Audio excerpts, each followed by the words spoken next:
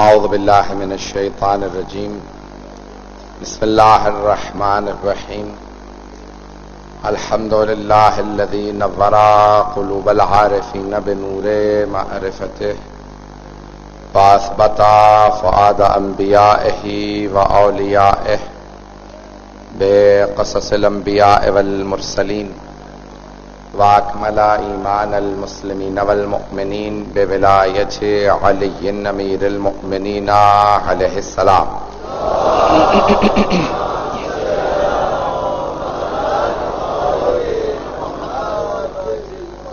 والصلاة والسلام والتحیۃ والاکرام علی افضل الموجودات العبد المؤید والرسول المسدد المصطفى الامجد المحمود الاحمد اعنی ابا القاسم محمد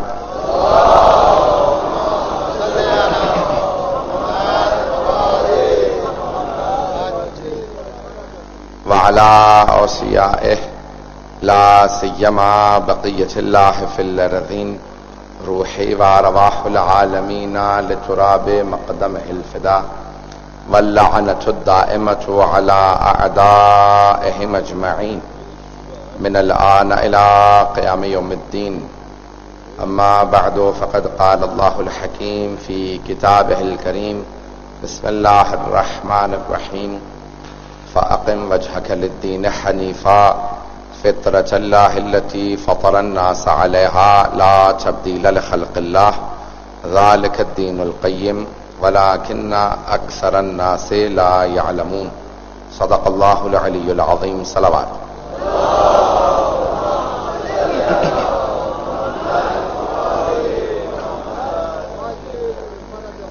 پروردگار عالم فرما رہا ہے کہ فاقم وجہک للدین حنیفا، اپنے چہرے کو صحیح دین کی طرف سیدھا رکھو، فطرت اللہ التی فطر الناس علیہا، بے شک کہ اللہ نے اپنی فطرت پہ تمام مخلوقات کو خلق کیا ہے، یعنی تمام کی فطرت میں اسلام پایا جاتا ہے، تمام کی فطرت میں دین پایا جاتا ہے، تمام کی فطرت میں توحید پائی جاتی ہے، تمام کی فطرت میں عدل پایا جاتا ہے، تمام کی فطرت میں نبوت کا عقیدہ ہے، تمام کی فطرت میں عقیدہ امامت ہے، اور تمام کی عقیدت میں سب جگہ جہاں پہ بھی دیکھیں گے تو معاد کا عقیدہ پایا جاتا ہے تمام کی فطرت کے اندر۔ فطرت اللہ التی فطر الناس علیہا لا تبدیل لخلق اللہ، اللہ کی خلقت میں کبھی تبدیلی نہیں پاؤ گے۔ ذالک الدین القیم، یہی وہ قیمتی دین ہے جو اللہ نے اپنے حبیب پہ بھیجا ہے۔ ولکن اکثر الناس لا یعلمون، لیکن زیادہ تر لوگ اس بات کو سمجھنے سے قاصر ہیں، لا یعلمون، جانتے نہیں ہیں، علم نہیں رکھتے۔ معرفت دین کے عنوان سے میں نے یہ آج 10ویں مجلس سے پیش کر رہا ہوں کہ اللہ سبحانہ و تعالیٰ نے دین حق کو نازل کیا ہے، لیکن اللہ خود ہی آخر میں فرماتا ہے کہ وَلَكِنَّ أَكْثَرَ النَّاسِ لَا يَعْلَمُونَ، زیادہ تر لوگ، اکثریت جو ہے وہ علم نہیں رکھتی۔ تو کبھی بھی کوئی ہمیں اکثریت کا دھوس نہ دے، پتہ نہیں بات کو پہنچا پا رہا ہوں یا نہیں پہنچا پا رہا، کوئی یہ نہ کہے کہ اکثریت یہ شے مانتی ہے، اکثریت حسین کو نہیں مانتی تو اس چیز کو مان لو۔ نہیں عزیزان گرامی، اللہ قرآن میں فرما رہا ہے وَلَكِنَّ أَكْثَرَ النَّاسِ لَا يَعْلَمُونَ، اکثریت کو علم نہیں ہے، اکثریت کی تعریف نہیں کی گئی ہے بلکہ اقلیت کی تعریف کی گئی ہے۔ وَقَلِيلًا مِّنْ عِبَادِيَ الشَّكُورَ، اللہ فرما رہا ہے میرے بہت قلیل بندے ہیں، بہت کم بندے ہیں جو میرا شکر بجا لاتے ہیں۔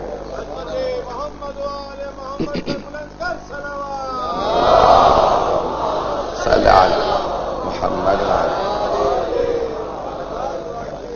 بات پہنچ رہی ہے جانے گرامی؟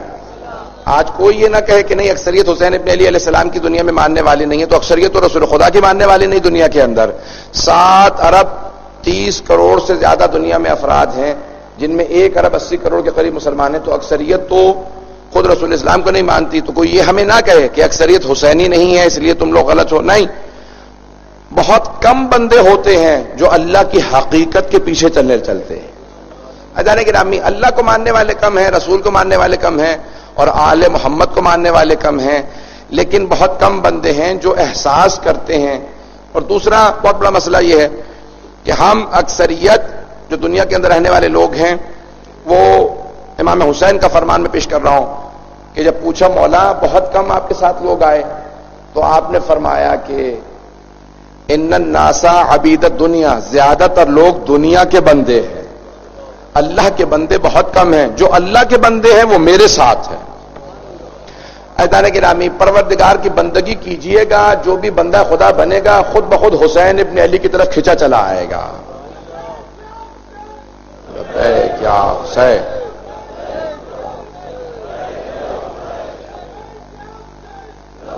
کیا حسین،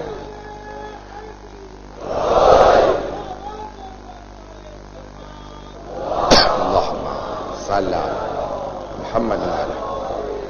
توجہ ہے لانے گرامی، تو بہت کم افراد ہیں جب راہ خدا کے اندر اذا محس بالبلاء ان الناس عبید الدنیا، مولا کا فرمان ہے، زیادہ تر لوگ دنیا کے بندے بن جاتے ہیں۔ دنیا کا بندہ کیسے بنتا ہے؟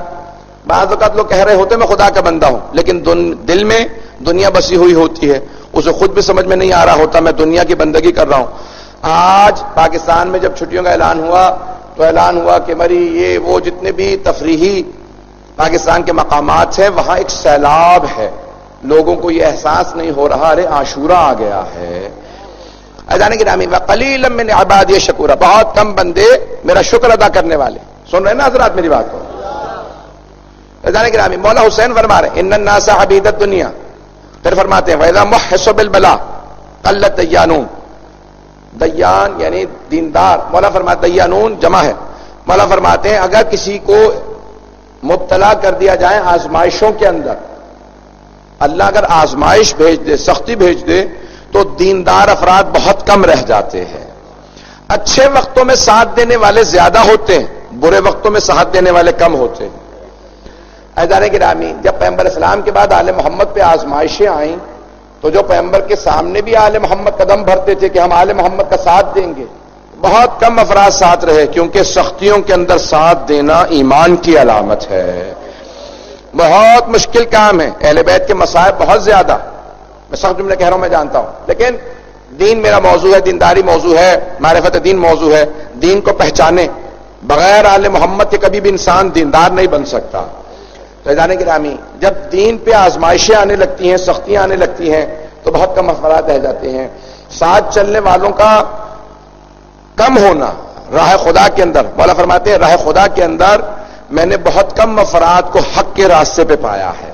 جب کوئی آدمی حق کے راستے پہ چلنے لگتا ہے افراد کم رہ جاتے ہیں۔ میں تو کہتا ہوں کہ وہ افراد جو کہتے ہیں شیعہ کم ہے، ذرا آ کے تو دیکھیں، آج پوری دنیا کے اندر کوئی ایسا خطہ نہیں ہے، مجھے ہر جگہ دنیا میں جانے کا اتفاق ہوا ہے، ہر جگہ آج آپ کو حسین ابن علی علیہ السلام کے ماننے والے ملیں گے۔ بس بے وقت زندہ باد، زندہ باد، مردہ آباد، مردہ آباد۔ عزیزان گرامی، سب کی توجہ میرے ساتھ رہے۔ یہ وقت میرے پاس کم ہے، میں پیش کروں گا مطالب کو۔ آج حالات جیسے بھی ہیں پوری دنیا کے اندر، آج پھر بھی حسین ابن علی علیہ السلام کے ماننے والے بہت کثیر تعداد میں ہیں، جن کو طول تاریخ میں مارا گیا۔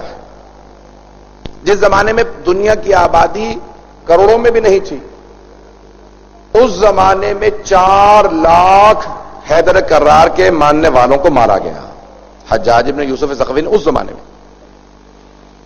عزیزان گرامی، ہمارے خون سے بادشاہوں کے محلوں کو تعمیر کیا گیا، پانی نہیں ڈالتے تھے، وہ کہتے تھے علی کے شیعوں کا خون ڈالا جائے گارے کے اندر، جو گارا بناتے تھے اس میں ہمارا خون جاتا تھا۔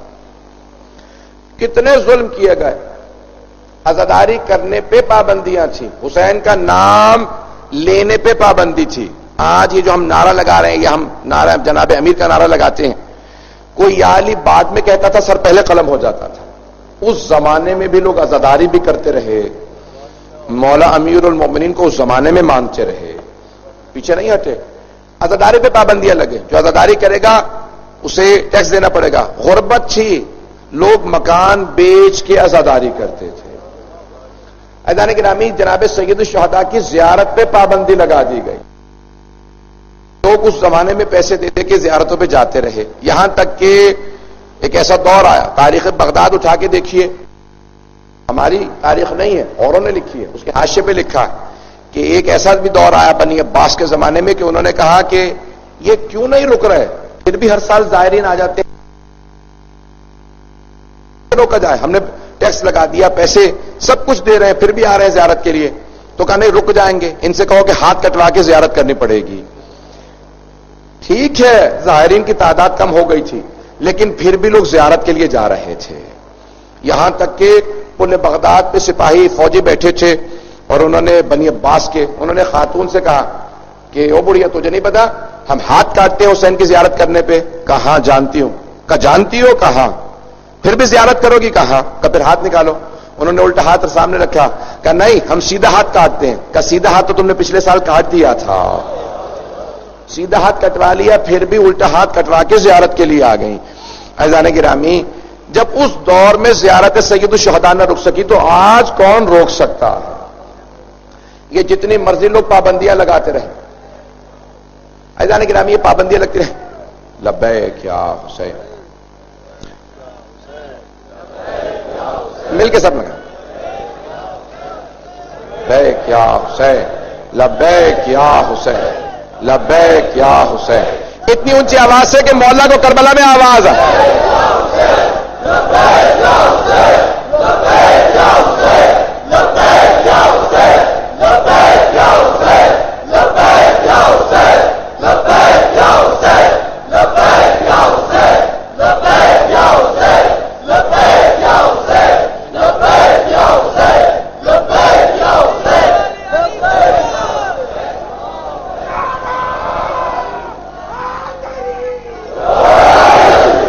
جانے گرامی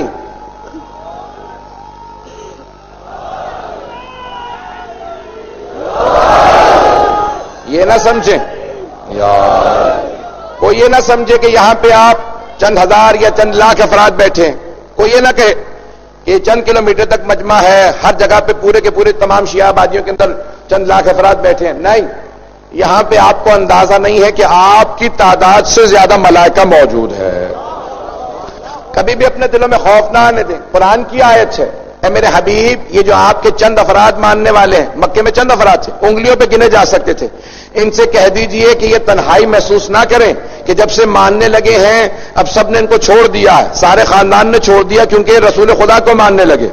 کوئی یہ نہ سوچے ہم حسین کو مانتے ہیں ہمیں خاندان نے چھوڑ دیا، یا میں میرے رسول تتنزل علیہم الملائکہ، ان سب سے کہہ دیجئے جو تنہا ہو گئے ہیں کہ میں ان سب پہ ملائکہ نازل کرتا ہوں۔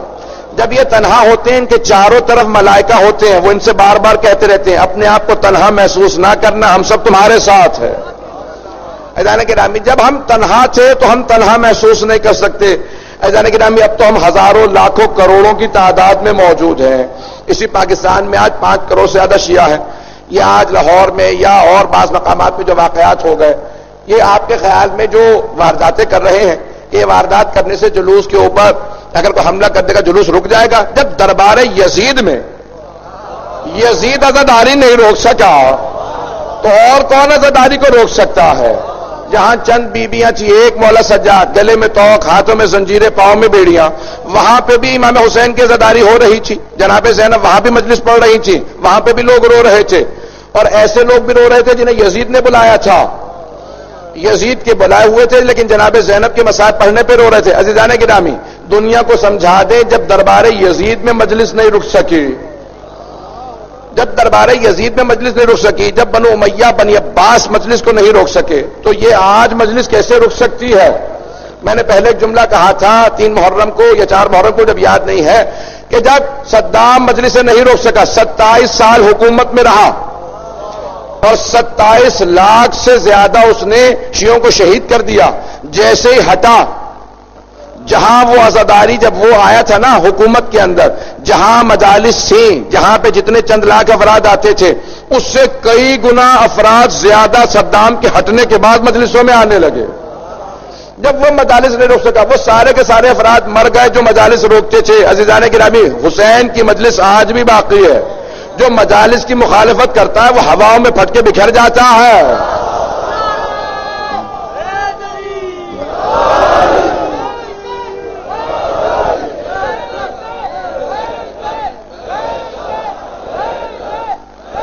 نعرہ لگائے تو سب مل کے لگایا کیجیے.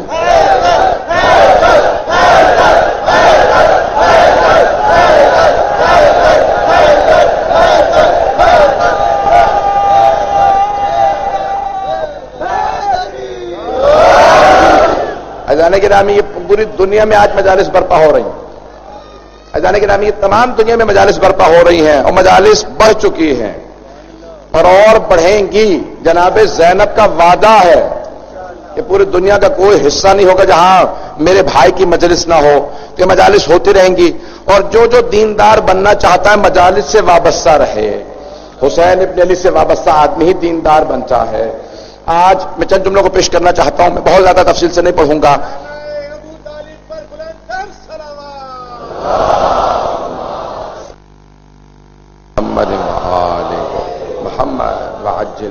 توجہ ہے سب لوگوں کی میرے ساتھ.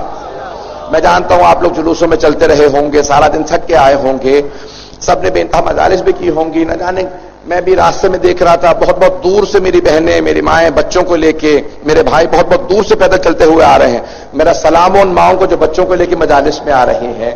تو یہ مجالس برپا ہیں, یہ مجالس نہیں رکیں گی. یا صدارت سید مظلوم آپ تمام کی جناب سیدہ دعا گو ہیں.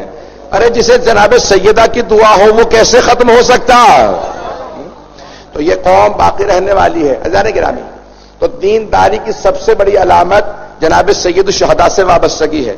کبھی بھی اپنے آپ کو تنہا محسوس نہ کریں. انسان وہی آگے بڑھتا ہے کہ جس کا عزم بلند ہو, جس کا ارادہ بلند ہو. اور سب سے بلند جو ارادہ ہے وہ جناب زینب کبریٰ کا ارادہ ہے. اور آپ جناب زینب کبریٰ کی دعاؤں کا نتیجہ ہے. اس لیے کبھی دلوں میں خوف نہ آنے دیں. ہم اپنے دلوں کے اندر کبھی بھی خوف نہیں آنے دیتے. ہم مجالس کے اندر بڑے نڈر ہو کے آتے ہیں. جتنے مرضی واقعات ہوتے رہیں. عزیزان گرامی ایک مرتبہ خود ایک ملک کے صحافی سے, میں نام نہیں لیتا, ملک کا نام لینا مناسب نہیں ہے, پوچھا کیا بات ہے تم جہاں پہ کھڑے ہو وہاں پہ لوگ ماتم کر رہے ہیں, اپنے سینوں کو پیٹ رہے ہیں, اپنے اس پہ یہ سارے کے سارے ماتم کر رہے ہیں, تمہیں خوف نہیں آ رہا؟ تو اس نے کہا کہ مجھے نیو یارک کے اپنے اس شہر کے اندر اتنا امن محسوس نہیں ہوتا جتنا مجھے یہاں کربلا کے اندر امن محسوس ہو رہا ہے.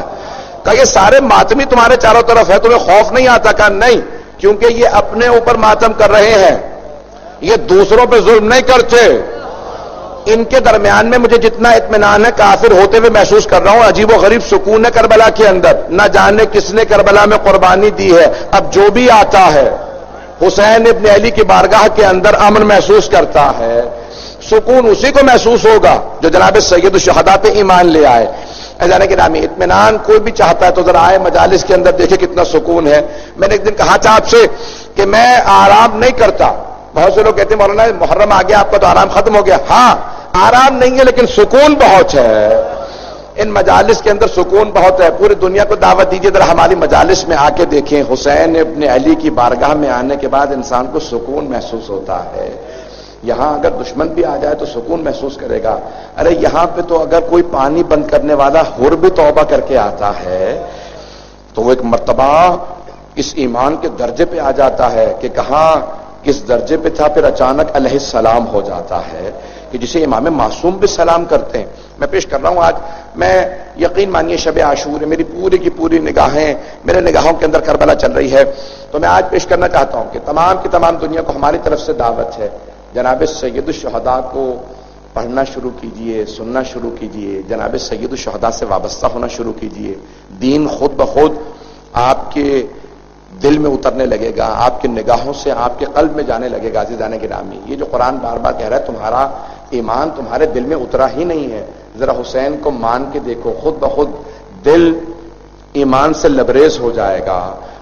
عزیزان گرامی میں آج جتنا بھی سوچتا ہوں, میں فضائل پڑھ نہیں پا رہا ہوں کہ میری نگاہوں کے اندر آج جو شب ہے وہ جناب سید الشہداء کی شب ہے کہ ایک امام ہر خیمے میں جا کے, اتنے عظیم امام ہیں کہ اپنے انصار سے گفتگو کر رہے ہیں. کوئی دنیا کے اندر مجھے ایسا شہنشاہ دکھائیے جو اپنے انصار کے ساتھ ایسے بیٹھ کے کلام کرے جیسے حسین ابن علی پیاسوں کے ساتھ ایسے بیٹھے ہیں, انہیں پیاس محسوس ہونے نہیں دے رہے.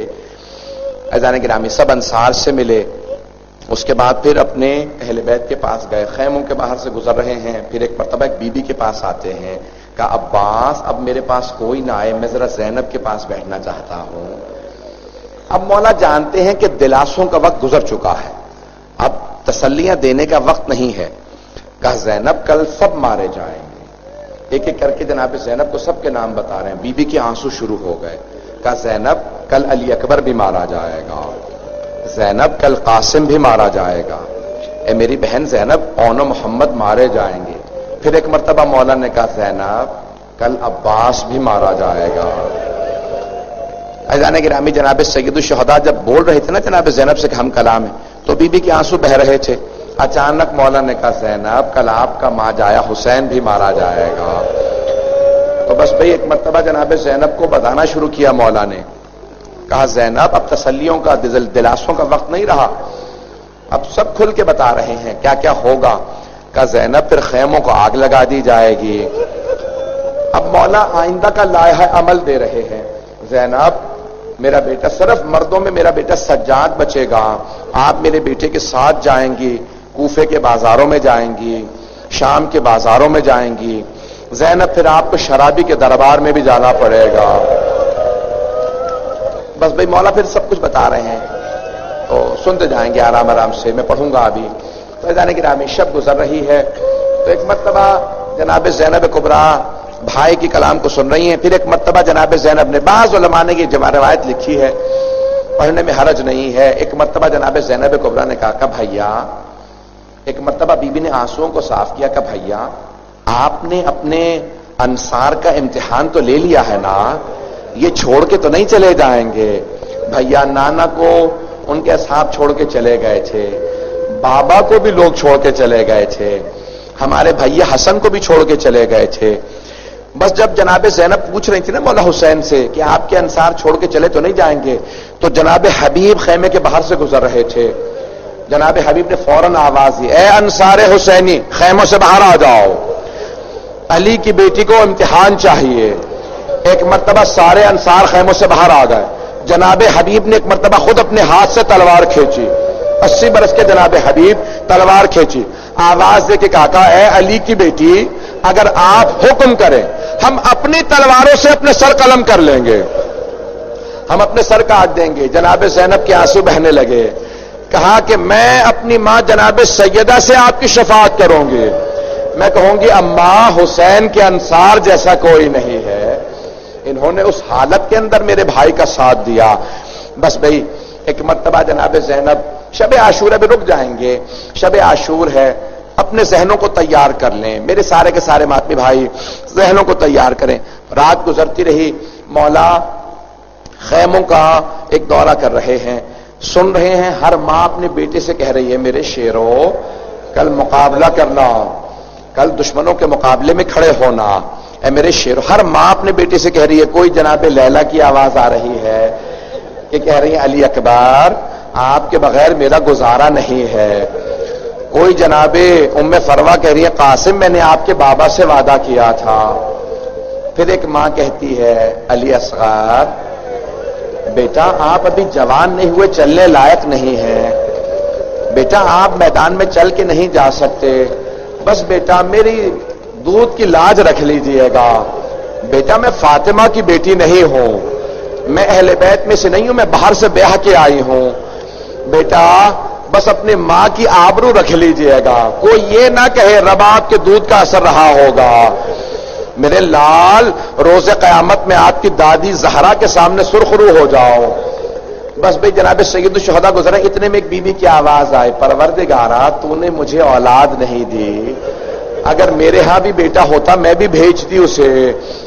ابھی مولا حسین خیمے میں نہیں کہ اچانک جناب عباس نے کہا بی بی آپ کی طرف سے میں قربانی پیش کروں گا، اجرکم اللہ اجرکم اللہ، آرام آرام سے چلیے گا، کوئی آنکھ ایسی نہ ہو جس میں آنسو نہ آئے، میں آپ سے وعدہ کر کے کہہ رہا ہوں، ممبر سے ذمہ داری سے وعدہ کر کے کہہ رہا ہوں، جو آنکھ شب عاشور میں روئے گی وہ روز قیامت نہیں روئے گی، وہ آدمی قیامت کے دن پریشان ہو کے نہیں روئے گا جو شب عاشور روئے گا، اور جو شب عاشور نہ روئے اسے ہمیشہ رونا ہی نصیب ہوگا۔ آج ہر آنکھ ضرور روئے، کوئی آنکھ ایسی نہ ہو جس میں آنسو نہ آئے۔ مولا نے وعدہ کیا، چوتھے امام نے کہا کہ جو آنکھ میرے بابا کے غم میں روتی ہے نا وہ کبھی بھی روز قیامت کو نہیں روئے گی۔ اللہ اس آنکھ سے کہے گا تو میرے حسین پہ رو کے آئی ہے آنکھ، پروردگارہ آج رات ہمیں رونا نصیب فرما، آج رات ہمیں امام حسین کے رونے والوں میں محشور فرما۔ تو آج رات کوئی کم رات نہیں ہے، آج رات کوئی بھی اپنی بات پہ نہ روئے، آج صرف مولا حسین کو یاد کرے۔ کیوں؟ کیونکہ وہ حسین جن کا کوئی بھی نہیں رہا تھا، بھائی مارے گئے تھے، آپ کے بیٹے مارے گئے، انصار مارے گئے، وہ تنے تنہا تھے، اس لیے خدا کو وہ آنکھ بہت پسند ہے جو اس کے حسین پہ روتی ہے۔ تو بس بھائی میں جملے پیش کر رہا ہوں، تو سب کے سب شب عاشور ایک مرتبہ مولا حسین علیہ السلام نے شب عاشور گزار لی۔ جیسے ہی فجر کا وقت آیا مولا نے آواز دی، علی اکبر، بیٹا ذرا اذان دے دیجئے۔ مولا آپ کے مؤذن تو موجود ہے نا، ابو ثمامہ سیداوی موجود ہے، حضرت ابو ثمامہ موجود ہے، مولا اپنے مؤذن سے کہے اذان دو۔ میں مولا سے ہاتھ باندھ کے کہوں گا مولا آپ کے مؤذن تو موجود ہیں، ابو ثمامہ سیداوی سے کہیے اذان دو۔ کا نہیں، تو کہ تجھے کیا پتا، آج علی اکبر کی بہنوں کو علی اکبر کی اذان سنانا بڑا ضروری ہے، اور بہنوں سے زیادہ پھپھیوں کو علی اکبر کی اذان سنانا ضروری ہے۔ اجرکم اللہ، آرام سے سنیں گے، بھی بیٹھے رہیں گے۔ ایک مرتبہ جناب علی اکبر نے اذان دی، کہا اللہ اکبر۔ ہر بہن نے کہا کتنا درد ہے علی اکبر کی اذان میں۔ تو بس بھئی جناب علی اکبر نے اذان دی۔ ایک میں آپ سے بات کہوں، ذرا میرے ساتھ چلیے گا۔ اذان جناب علی اکبر کربلا میں دے رہے ہیں، لیکن نہ جانے کون کون مدینے میں تڑپ رہا ہے۔ مدینے میں تڑپنے والے بہت زیادہ تھے، پتہ نہیں لوگ ہیں یا نہیں ہیں، نہ جانے کس بہن کو محبت تھی بھائی سے۔ اجرکم اللہ، اجرکم اللہ۔ بس بھئی زیادہ مسائل کو تفصیل سے نہیں پڑھوں گا، جہاں تک سنتے رہیں گے پڑھتا جاؤں گا۔ تو بس بھئی ایک مرتبہ اذان علی اکبر ہوئی، قربانیاں شروع ہو گئیں۔ فجر کے فوراً بعد ایک مرتبہ حملہ ہوا، کچھ انصار مارے گئے۔ ایک مرتبہ اس کے بعد حملہ ہوا، جناب حبیب مارے گئے۔ دن گزرتا رہا، ایک ایک کر کے تمام۔ اب کچھ بوڑھے اصحاب حسینی ہیں، انہوں نے کہا مولا ہمیں اجازت دیجئے۔ مولا نے کہا آپ تو چل نہیں پاتے، آپ کیسے جنگ کرنے جائیں گے؟ وہ رونے لگے، کہا مولا ہمیں محروم نہ رکھیے گا، ہم کربلا میں شہادت کے لیے آئے ہیں۔ مولا نے کہا کوئی بات نہیں، ابھی جب میں ظہر کی نماز پڑھوں گا نا تو آپ میری حفاظت کے لیے سامنے کھڑے ہو جائیے گا، تیر آئیں گے آپ کو پیوست ہو جائیں گے۔ ایک مرتبہ ظہر کا وقت ہوا، مولا نے اللہ اکبر کہا، کچھ انصار سامنے کھڑے ہو گئے۔ عمر سعد نے آواز دے کے کہا تیر چلاؤ، حسین نماز میں ہے۔ بڑے بڑے بوڑھے صاحب کھڑے تھے، ایک بہت ہی ضعیف العمر ہے صحابی حسین کے، وہ بہت کمزور تھے، کمر ٹوٹی ہوئی تھی، 90 برس سے زیادہ کے تھے، اب ان سے کھڑا نہیں ہوا جا رہا تھا۔ انہوں نے کمر کو سیدھا کرنے کے لیے دونوں ہاتھ کمر پہ رکھے، پٹکا باندھا، کمر کو سیدھا کیا۔ اب وہ ہاتھ تو کمر پہ رکھے ہوئے تھے کیونکہ کمر سیدھی نہیں ہو رہی تھی، اب انہوں نے دعا مانگنی چاہی، فوراً نگاہوں کو اٹھایا کہ پروردگارہ بس اتنی طاقت دے دے تیرے حسین کی نماز تمام ہو جائے، میں تب تک کھڑا رہوں جب تک حسین نماز میں ہے۔ ایک مرتبہ تیر چلا، ان کے سینے میں پیوست ہوا، دوسرا تیر ان کے سینے میں لگا۔ آپ نے دیکھا ہے جب تیر لگتا ہے نا تکون کی شکل میں ہوتا، تیزی سے سینے میں جاتا ہے، نکالنا بڑا مشکل ہوتا ہے۔ اب وہ بہت بزرگ تھے، 90 برس سے بھی زیادہ تھے، جب تیر لگے نا سینے میں بہت زیادہ، ان کے لب کانپنے لگے، آنسو بہنے لگے۔ انہوں نے نگاہوں کو اٹھا کے کہا پروردگارہ بس اتنی طاقت دے دے میں تب تک نہ گروں جب تک تیرے حسین کی نماز قائم ہے۔ یہاں تک کہ تیر لگتے لگتے ان کے گلے میں تیر لگا، تیر لگتے رہے پورے سینے میں ان کے تیر، گلے میں تیر۔ اچانک امام حسین نے کہا السلام علیکم ورحمۃ اللہ وبرکاتہ۔ وہ سمجھ گئے امام حسین کی نماز تمام ہوئی، بس انہوں نے اپنے ہاتھوں کو پاؤں کو چھوڑ دیا۔ جیسے گرنے لگے نا مولا حسین تیزی سے آگے بڑھے، ایک ہاتھ ان کی گردن پہ رکھا، دوسرا پشت پہ رکھا، بڑے آرام سے انہیں نیچے لے کے آئے، کہ میں آپ کو گرنے نہیں دوں گا۔ بڑے آرام سے لاشا امام حسین نے ان کا زمین پہ رکھا، ان کے سر کو اپنے زانو پہ رکھا۔ ایک مرتبہ ان کی آنکھوں میں آنسو تھے، انہوں نے بس ایک سوال کیا نہیں بیٹھے رہیں گے ابھی. بس ایک سوال کیا. جانتے کیا سوال کیا؟ اے حسین آپ مجھ سے راضی ہیں؟ اے حسین کیا آپ مجھ سے راضی ہیں؟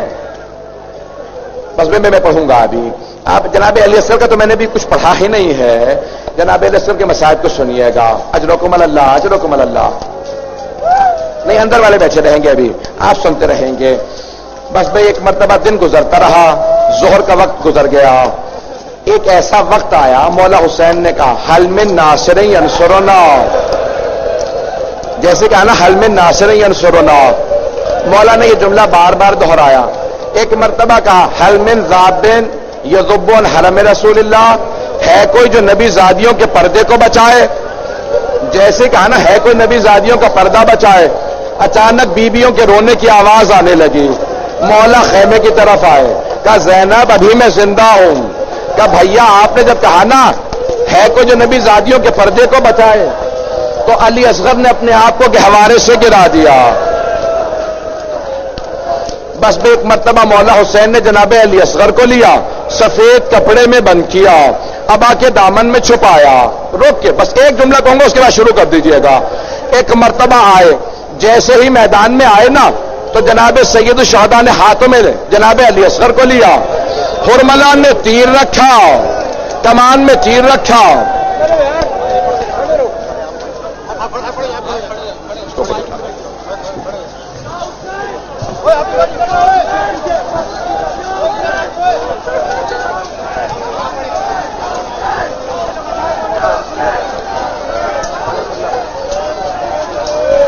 جناب سید الشہداء نے ایک مرتبہ ہاتھوں میں جناب علی اصغر کو اٹھایا. وہاں سے حرملہ نے تیر کمان میں رکھا.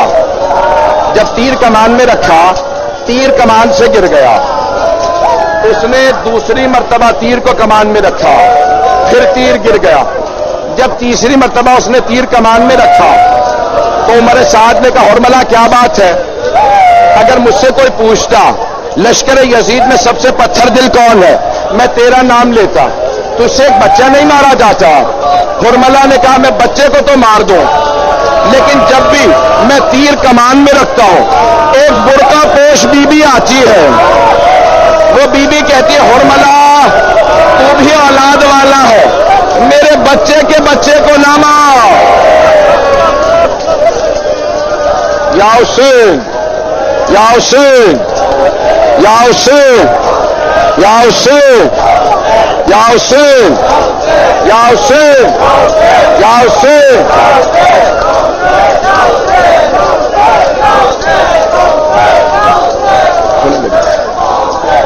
میں بھی پڑھوں گا.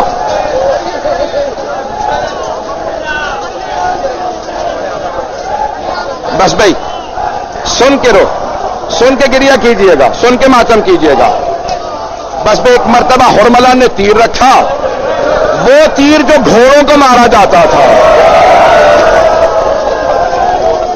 جو گھوڑوں کو تیر مارا جاتا تھا, اس نے تیر چلا. میرے ادھر دیکھیے گا, بچے کا گلا چھوٹا تھا, تیر بڑا تھا.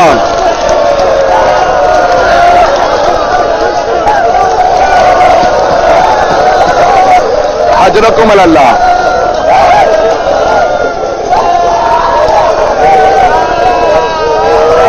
ایک جملہ کہوں, میں آپ سب کی طرف سے مولا حسین کو جملہ کہنا چاہتا ہوں. سب خاموش ہو کے ایک جملہ سن لیں. ماتمیوں کی طرف سے, عزاداروں کی طرف سے مولا حسین کو ایک جملہ کہنا چاہتا ہوں. مولا میں قسم کھا کے کہتا ہوں, اگر یہ عزادار کربلا میں ہوتے جناب علی اصغر کو تیر نہ لگتا, مولا آپ کی بیٹی کو تماچے نہ لگتے. یا حسین یا حسین یا حسین یا حسین یا حسین یا حسین یا حسین.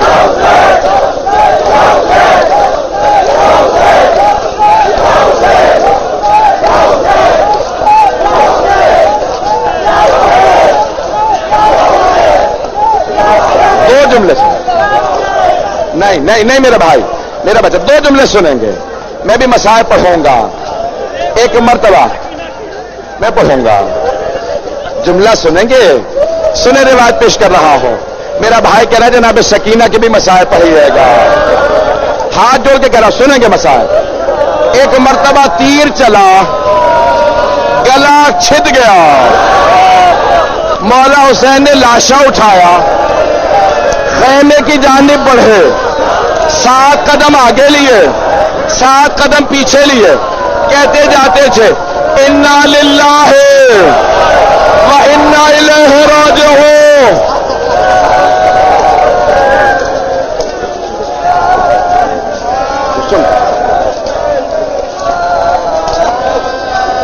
بس بھائی جب مولا حسین خیمے میں پہنچے نا، جب درے خیمہ پہ پہنچے، وہاں ایک بی بی بچی کے ساتھ کھڑی تھی. بچی نے سوال کیا بابا علی اصغر کو پانی پلا دیا؟ مولا نے کہا ایسا پانی پیا علی اصغر نے اب کبھی پانی نہیں مانگے گا. یا حسین یا حسین یا حسین یا حسین یا حسین یا حسین یا حسین یا حسین.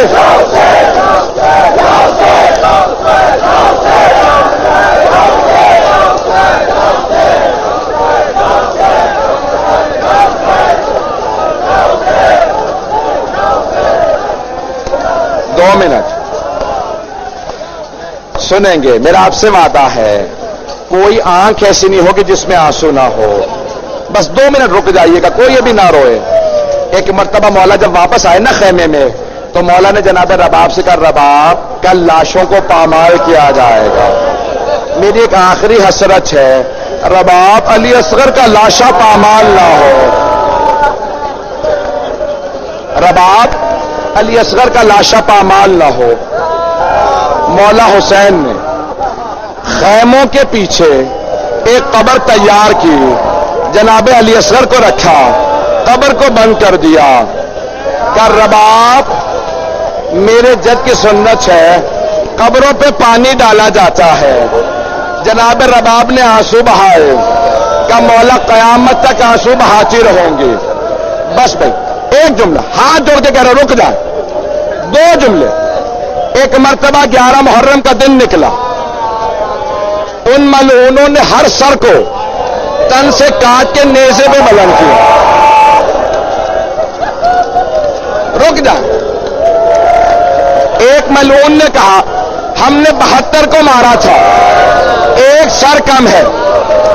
ایک ملعون نے کہا میں نے خود دیکھا تھا حسین نے خیموں کے پیچھے ایک بچہ دفنا دیا تھا. 4 آدمی گھوڑوں پہ سوار ہوئے، ہاتھوں میں نیزے لیے، گھوڑے دوڑاتے جاتے تھے، نیزے مارتے جاتے تھے.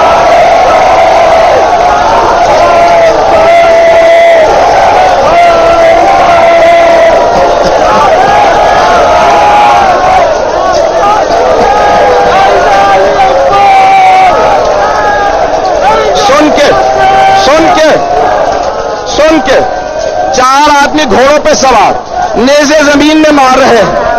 اتنے میں ایک نیزہ زمین میں گیا، اس میں ایک چھوٹا سا لاشا تھا. جناب رباب نے دونوں ہاتھ سینے پہ رکھے کہ مولا آپ کی آخری حسرت. ایک ملعون نے بچے کا گلا کاٹا. یا حسین یا حسین یا حسین.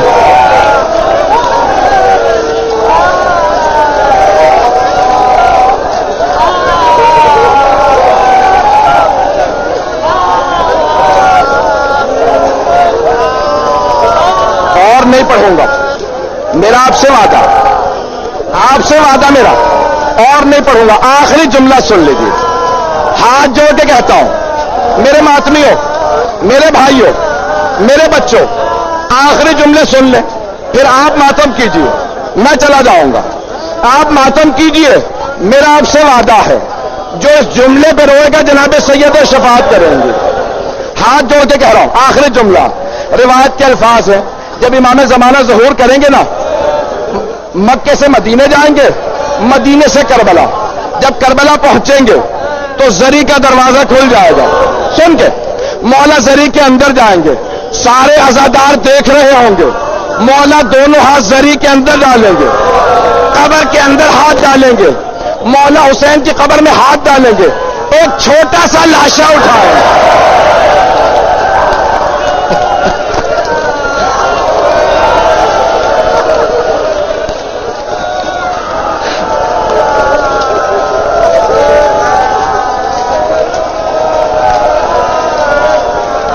مولا امام زمانہ چھوٹا سا لاشا اٹھائیں گے، سارے عزاداروں سے بس ایک سوال کریں گے، لاشا اٹھا کے سینے سے لگائیں گے، پھر اٹھا کے ایک سوال کریں گے، کہیں گے او عزادارو مجھے یہ بتاؤ اس بچے کا کیا جرم تھا؟ یا حسین یا حسین یا حسین یا حسین،